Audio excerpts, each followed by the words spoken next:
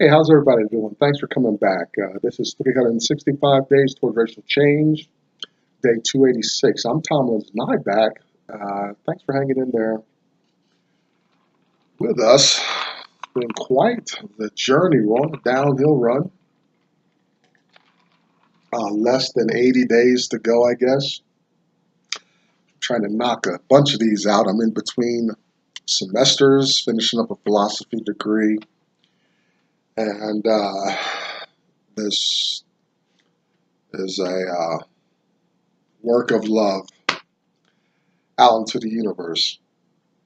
What we're doing here is talking about black issues, how black people can do better, how those associated with the power group can either get out of the way, help facilitate. We'll look at history, economics, politics, um, every way that a life can be impacted in America is presents itself here. Um, we we are not advocates of hate by any means, but we're just realistic about the pressures that continue to prevail, things that work against blacks as a disadvantaged group, things working for other groups that may have adopted um, some of the language of being black disadvantages and things like that. So these are important. I think these are important videos and whatnot.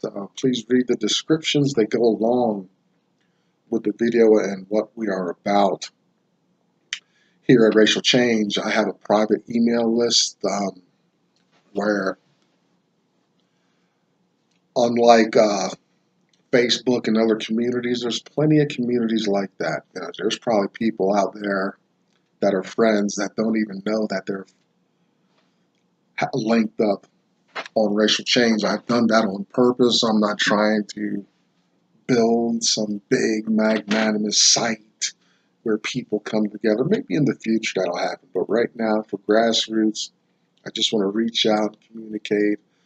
So I got a private exclusive email list, and even those people don't know each other on it. They're not exposed to each other's contact information, stuff like that. If you want to be on that, we can find a way to make that happen. Otherwise, you're actually, the content's the same. You get this video and the description at the bottom there. Just I can, if they have questions or comments, I can respond to them.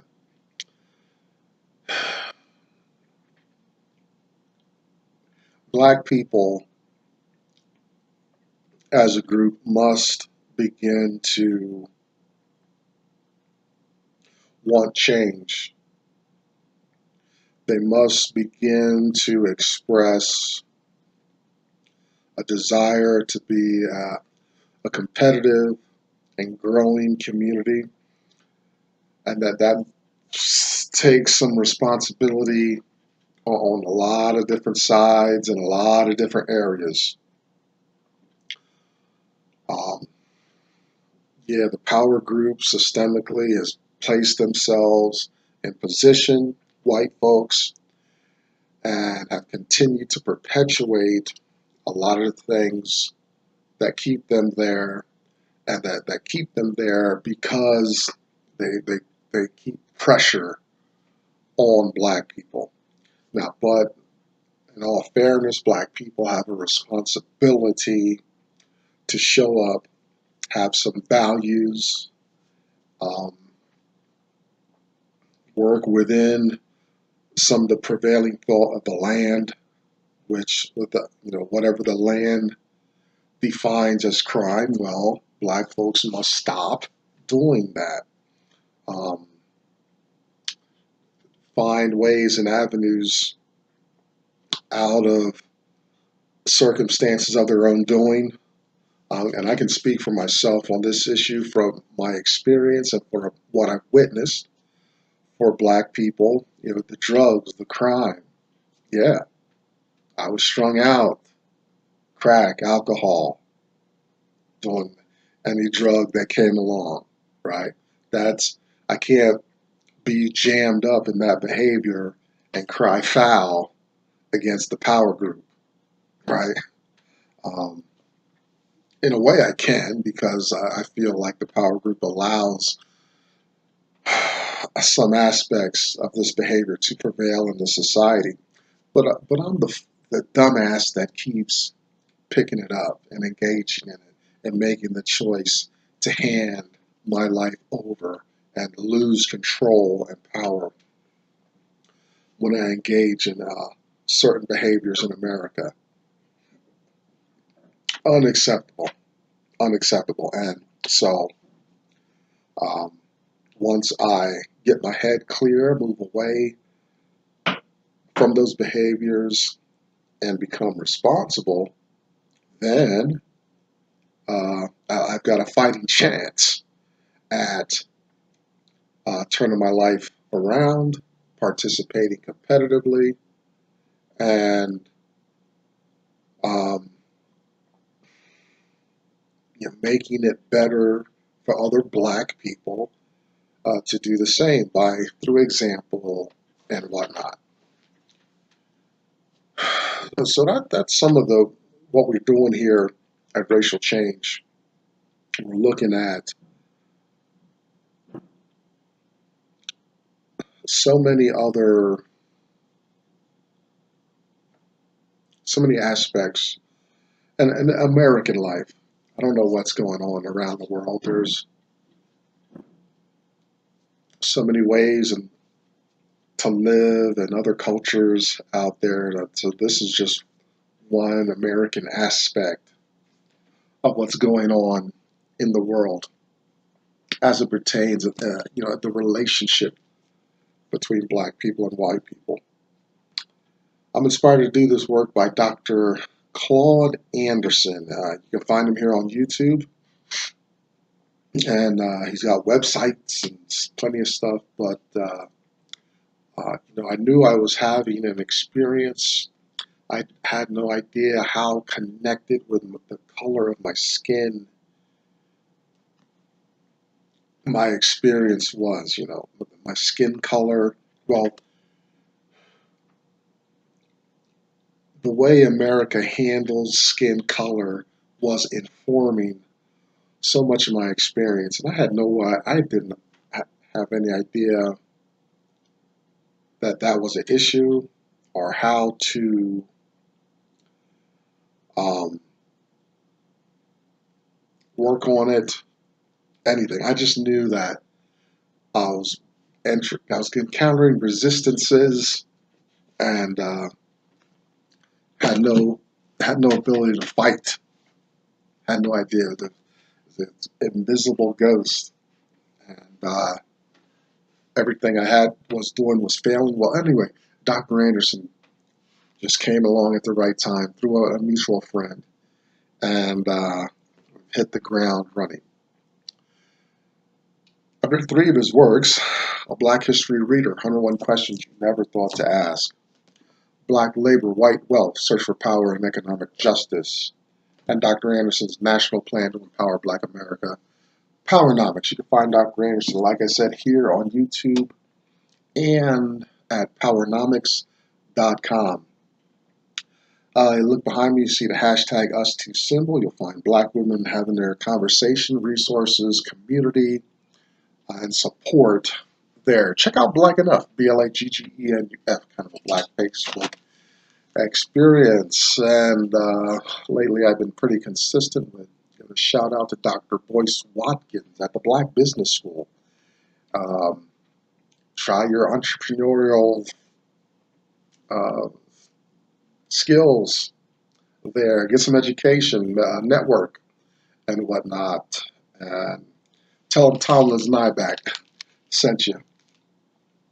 And finally, we are in story time still. Going to continue.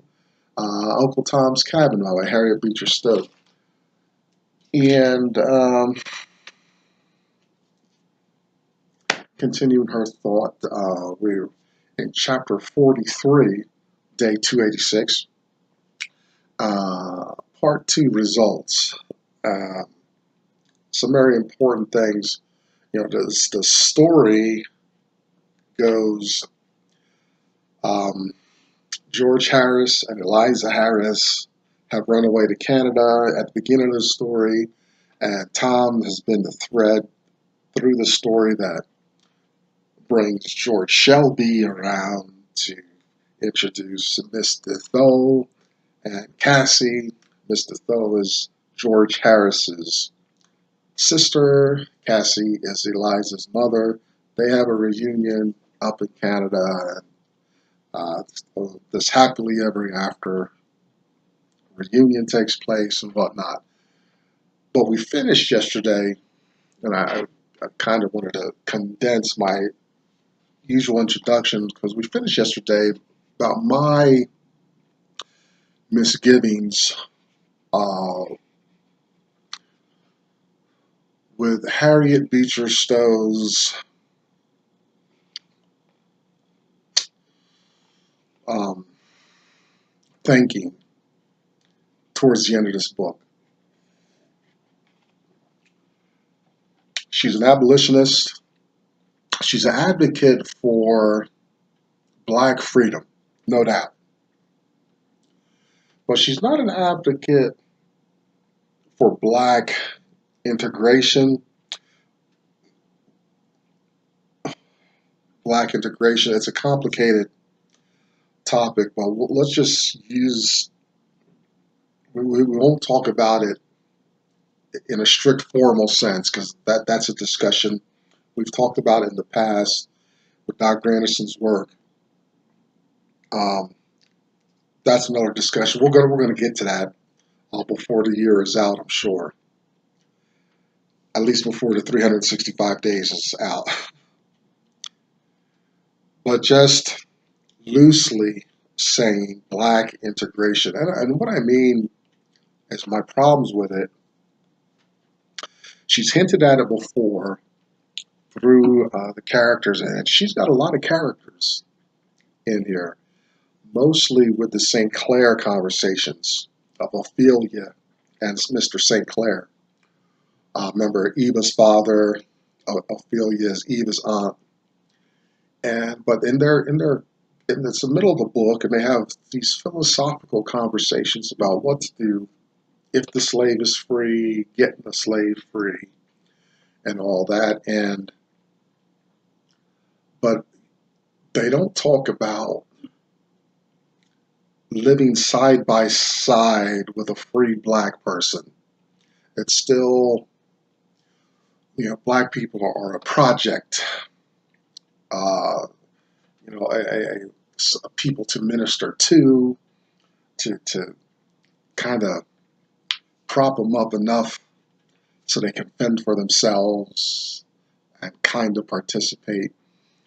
But you don't have any white character in her book yet. This is chapter 43, who's for an eye-to-eye competitive relationship with black folks.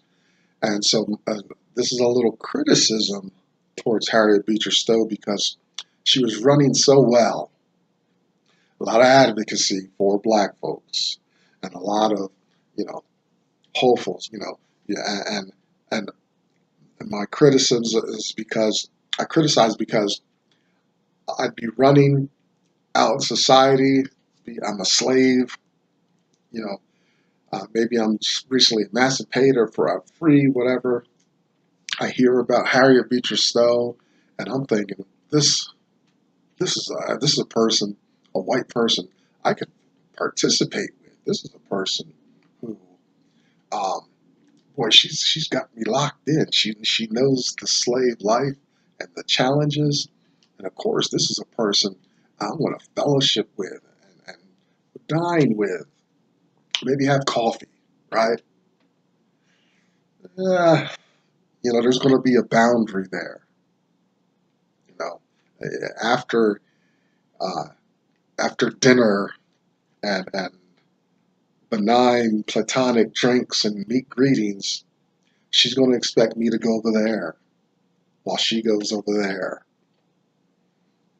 right? And so she's not committed to this interracial vision of America. America never had that vision to begin with. We saw this in James Madison's notes, where you read James Madison's notes, 1787, at the Philadelphia Convention. He says, he writes that, they talk about black people, trying to figure out whether we're humans or 3/5 of a human being, whether we can vote to participate and stuff like that. But we don't have representation on it. That you got to struggle and come along. Right, so I got to take up some time on this, so you don't miss. Don't think the narrative and the story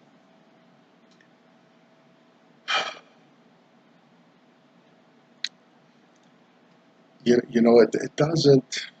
But because of these, she's begging off of being committed to an America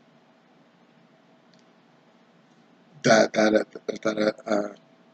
a homogeneous collection of various colored peoples and cultures and things like that, right? I could speak about this disappointment because that's what I was taught in grade school, the melting pot and all. I don't hear any of that language anymore in America, right? But that's what I grew up listening to and believing in grade school, So we come a distance and a journey with Harriet Beecher Stowe, but she's a little wishy-washy on having us black people live side by side with white people. She really is, you know. She's an advocate. She's sympathetic to the struggle, to the problem presented in American society, but she's not too keen on being besmirched by black folks. I don't hate her. I'm not against her, but we need to be realistic about what she's been talking about for 40 some chapters in her book. And I say this because she's speaking in George Harris's voice here in the middle of chapter 43, and George is talking about Liberia and black colonies in Africa and stuff, as though where your geographical location is important to your connected to your humanity in some way. Where the black people are like Africa, black is Africa, right? And white people is America, which isn't so, because there were other people of colored groups here before whites came over and dominated and took over, right? So I'm going to move on, but let's have a accurate and sober assessment of Harriet Beecher Stowe here. She's an advocate, abolitionist, yeah, genuine. But she's got still her own white blind spot with black people. And she wouldn't, this is a conversation we probably wouldn't have. She wouldn't like me saying this stuff about her. I wrote a book and I'm an abolitionist. Blah, blah, blah. I could hear the argument now. So yeah, but do you want black people up with you, competitive, equal? Huh? in the same space? Do you really? Well, no, you have something over here. A quick story. I became a cook at a kind of this Christian facility, right? And I was taking the head cook's job, right? And the head cook had an office, his own little office and space, and I was like, when you going to, the head cook has the space, what's up? And he's like, and this is a white guy, he's like, no, no, you have your little, collection of stuff there in the kitchen, and you don't get a space. And I was like, wait a minute, dude. So I'm doing the math. The head cook has an office space. Who you kidding, dude? And like he was like really trying to sell me on that. And I'm like, I don't think so. So I had to go over his head, make a lot of noise and all this stuff. I got the space. But that's kind of Harriet's thing. But I've been victim of that kind of thinking. And I've not been aware. Interesting. If his space hadn't have been that tangible, I would not have stood up. But so Harriet, you got to wonder about her if she really wants to see black people in big houses, clean neighborhoods. You know what I'm saying? Or are we just some project to be outreach towards and stuff? Well, we don't know. We don't know. I'm not going to jam her up too much. But it's important that we spend some time accurately assessing Harriet Beecher Stowe's motivation in this great American work. George Harris, he dreams of African nation. We talked about Liberia, Sierra Leone, um, and there were movements and stuff. I just did a quick Wikipedia search, and you see that there were initiatives for that kind of activity and behavior. High mortality rates as they're trying to start new nations and stuff like that. What a disaster. I mean, here in the 21st century, at least Barack Obama was like, because we still have this immigration thing going on with Mexico and things like that. Barack Obama rightly said, why are you going to deport these people who are educated, helping with infrastructure, maybe working jobs that nobody else wants, but you're going to, toss them out. But I'm not landing on either side of the conversation. I'm just saying you got to assess, right? I mean, mid 1800s, coming in 1900s, trying to deport. Well, it wasn't considered deportation back then, but you're trying to get clean up the land, get the black people out of the land. They built the land. They're educated to do the same work and stuff. But you're loading up ships and dropping them off to uh, to start all over again.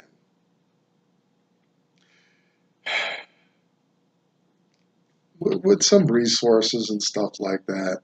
But are you creating nations that you're going to support, trade with, stuff like that? There's a lot of issues there that to consider, right? George is um, he's thinking of taking the example of Haiti, minus the uprising and stuff, but a unique autonomous black nation is what's on George's mind. And again, in Stowe's defense, we don't see hindsight's always 2020. So she doesn't see 1960s and some initiatives, rights to votes and Jim Crow and all kinds of stuff after the Civil War. She can only make her assessment and projection with what she has at hand in the moment. Um, you know, George Harris in the book, he talks about Europe being the international center of freedom in the world. Well, that didn't really happen. Uh, Not to the degree and the way I think that Harriet Beecher Stowe is trying to illustrate. She's just giving glimpses, right? You know, the slavery did end in Europe first, but then you had serfdom, and where, you know, like sharecropping was in America. You know, you locked into the land, you can never get out from under, and the landlord just sucks the life out of you like some parasite. You know, power is always. Remember what I said? You know, the business mind, you maximize profit while reducing effort. Very simple equation. Reparation language in there, chapter 43. We hear it as sound bites on various news cycles. It's going to be tough to get any of that underway. Bernie Sanders says, you know, what's that look like? Explain that. And there's silence in the audience. You know, somebody needs to come up with a plan. Someone that knows the aspects. Can't just want it. You gotta let's present the power group with a plan. Let's start there. Um, Israel would be the land where black people, I mean, not black people, where the Israelites, who are a lot of different people, where they had a diaspora and they came back 1948. That they're a unique nation in that way. In the end, George goes to Africa, and but you know, it's such a minor event. The family went to Africa and started over, and you see Amistad. You know that you see that story, and they finally get back to Africa and things like that. But it's getting to Africa is not so it's glamorized, but it's not what black people deserve or black people are really after. That'd be Dr. Anderson's argument. We're, we're, we're U.S. born citizens. We are Americans. We don't need to go anywhere. This is a home for black Americans. The power group is having all this resistance and roadblocks and raising prices and making us work harder and stuff like that. Never gotten over away from slavery and such. That's the issue. And you know, Harriet really ticked me off because she uses the Ophelia character to educate the Topsy character. And Topsy, in the story, I imagine Topsy being educated in New England and integrating or participating in these New England communities. No, even the Topsy character, she has Christianity in that. She goes to Africa, bringing Christianity to Africa. Harriet's just tossing, oh, just send them on back to Africa. Is, you know, I mean, what is that? The abolitionist goal? Get black people free to send them back to Africa? I don't know, but you know, with the Ophelia and Topsy, there you see again, maybe Harriet is trying to be the Ophelia to a Topsy and send her to Africa. But that's what happens. Cassie finds out she had another little son that she was separated from. He escaped, and where they've gotten word to each other. They participate with Quakers and Underground Railroads and whatnot. So he's eventually going to meet up with the Harrises in Africa. I'm not an advocate of that. That's the same thing as black people still not getting access to wealth, rights, and resources in America, which plays right into the hands of the power group, because the power group doesn't want us competitive participating anyway. So resist us in the land or ship us off somewhere. You know, you see them in ways doing that to the Hispanic people, the Mexican folks. But I'm just going to say real quickly, I'm out of time, but America needs to be careful with that because the Mexicans are not conditioned slave people, don't have a conditioned slave mind. And so America needs some sensitivity around it. That's a totally different group. You know, they're not conditioned over hundreds of years to be pushed around, I think. So I think we should be careful how we handle our southern neighbors. I'm Tomlin Nyback. Thanks for hanging out with me. Thanks for, I really need to unload that conversation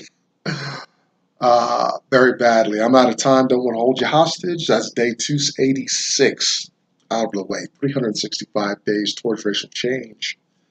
I will see you soon. Bye-bye.